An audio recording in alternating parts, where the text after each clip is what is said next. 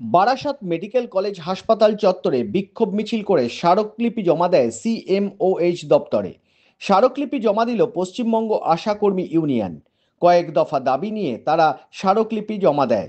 তাদের দাবি, অতিরিক্ত কাজের বোঝা কমাতে হবে, সমস্ত আশাকর্মীদের বেতন বৃদ্ধি করতে হবে, কর্মরত অবস্থায় আশাকর্মীদের যদি মৃত্যু হয় তাহলে এককালীন 5 লক্ষ টাকা দিতে হবে।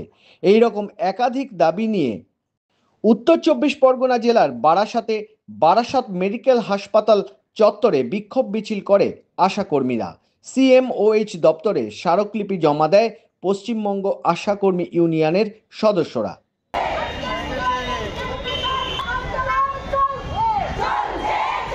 আমাদের দাবি, আমাদের সরকারি স্বীকৃতি দেওয়া হোক।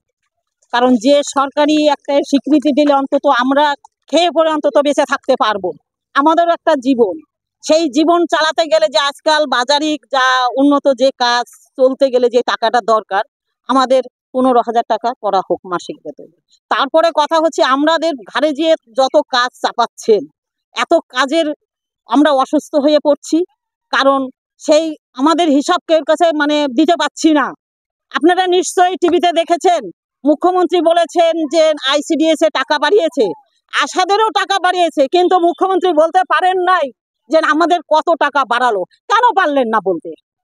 কেন পারলেন না বলতে? আমাদের 5,500 টাকা যে করেছেন, 5,500 টাকায় কি একটা সংসার চলে? 250 টাকায় কি একটা সংসার চলে? সেই জায়গায় দাঁড়িয়ে আমরা বললো দিন তো একটা মজুরি 300 টাকার নিচে হয় না। সেইভাবে আমাদের দিন মজুরি হিসাবে পয়সা দিলেও আমাদের মাসে অন্তত 9,000 টাকা আসে। আজকে আমরা যখন ফোন করবে তখনই যাব, কোনো সমস্যায় পড়লে কিন্তু আমাদেরই সেখানে ফেস করতে হয়। মা বাচ্চার যে পরিষেবাগুলো আমরা দিচ্ছি, সেই দিন হোক রাত হোক সবসময় আমরা দিয়ে যাচ্ছি, সেখানে অন্তত আমরা পারিশ্রমিকটা পাই। আমাদেরও তো সঙ্গে পেট আছে।